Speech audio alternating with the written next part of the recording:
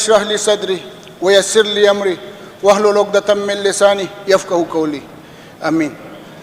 جناب اسپیکر صاحب، آج جو فیصلہ پاکستان تحریک انصاف کے چیئرمین عمران خان کے خلاف جو فیصلہ پاکستان کی عدلیہ نے جو دیا ہے، پاکستان کی عدلیہ کا ایک سیاہ ترین دن ہے آج۔ یہ پہلی دفعہ یہ فیصلہ اس طرح نہیں آیا، اس سے پہلے بھی پاکستان کی عدلیہ نے ذوالفقار علی بھٹو کو عدالتی قتل کے ذریعے ختم کیا تھا۔ اس سے پہلے مارشل لاء کو انہوں نے نظر ضرورت کے تحت اس کو تحفظ دی تھی، آئین بار بار پامال ہوتا رہا ہے اور پاکستان کی عدلیہ نے اس کو باقاعدہ اس کو صحیح قرار دیا ہے۔ جناب اسپیکر صاحب، کنڈی صاحب انہوں نے کہا کہ ہم تو بار بار کہتے ہیں کہ آؤ بیٹھے، اور اس سے جو احتساب عدالتیں یہ جو کرتے ہیں پاکستان تحریک انصاف کی دور کا حوالہ دیا، مگر پاکستان تحریک انصاف مذاکرات کے ساتھ ہمارے ساتھ نہیں بیٹھی۔ اسپیکر صاحب، میں کنڈی صاحب کو کہنا چاہتا ہوں کہ ہم نے بھٹو کے عدالتی قتل کا ہمیشہ مذمت کی ہے۔ آپ کے دو وزیر اعظم آپ ہی کے دور میں، آپ ہی کی حکومت تھی، آپ کے دو وزیر اعظم نااہل ہوئے تھے اس عدالت نظام سے۔ کیوں نااہل ہوئے تھے؟ زرداری کے جو بیرون ملک جو پیسے انہوں نے لوٹے تھے، عدلیہ ان کو کہہ رہا تھا کہ ان پیسوں کے لیے لیٹر بھیجے کہ وہ پیسے واپس آ جائے۔ ان پہ وہ لوٹ مار کی وجہ سے آپ کے لیڈر جیل میں ہوتا تھا۔ عمران خان کو سیرت النبی کے قوم کو سیرت النبی کے پڑھانے پہ اس کو آج سزا ہوئی ہے، جو کہ پورے امت مسلمہ میں پاکستان کے لیے شرم کا مقام ہے کہ ایک لیڈر اپنی قوم کے لیے سیرت النبی والے یونیورسٹی لا رہا ہے کہ قوم کو سیرت النبی پڑھائے، قوم کے اخلاقی اقدار کو بہتر بنائے، اس پہ اس کو سزا مل رہی ہے۔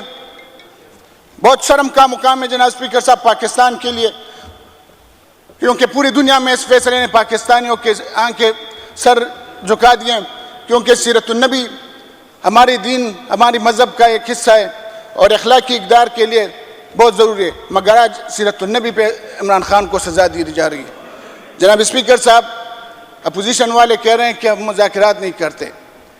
ہم نے 2008 میں خان صاحب نے ان کو کہا تھا کہ مشرف کو دوبارہ وردی میں صدر مت بنائیں، انہوں نے ان کو صدر بنایا تھا وردی میں، اس وقت بھی انہوں نے اس ڈکٹیٹر کو تحفظ دیا تھا۔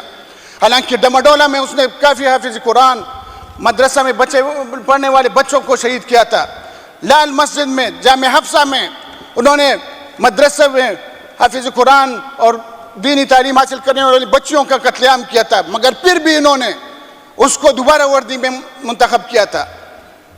جہاں اسپیکر صاحب آج بھی ایک آمر صرف اپنی نوکری بچانے کے لیے عدلیہ کا بھی قتل عام کر رہا ہے، انصاف کا نظام کا بھی قتل عام کر رہا ہے، پاکستان کو پوری دنیا میں بھی ذلیل کر رہا ہے اور اپنے ادارے کے لیے بھی تذلیل کا باعث بن رہا ہے۔ جناب اسپیکر صاحب، یہ فیصلہ ہم سب اس فیصلے کے خلاف ہیں، ہم اس فیصلے کو نہیں مانتے، اور انشاءاللہ ہماری پارٹی لیڈرشپ جو بھی احکامات اس کے بارے میں جاری کریں گے، انشاءاللہ ہم اس میں من و عن آگے جائیں گے، چاہے اس میں ہماری جان کیوں نہ چلی جائے۔ جناب اسپیکر صاحب،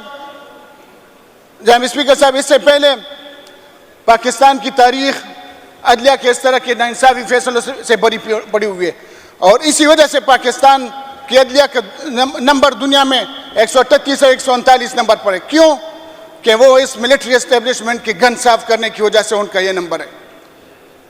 جناب اسپیکر صاحب، 1971 میں انہوں نے پاکستان کو توڑا، حمود الرحمان کمیشن بنی، انہوں نے اس کو مجرم انہوں نے قرار دیا اس کمیشن میں، مگر پھر بھی جب وہ فوت ہو گئے تو فوجی اعزازات کے ساتھ پاکستان کا پرچم میں اس کا تابوت لپیٹ کے اس کو دفنایا گیا۔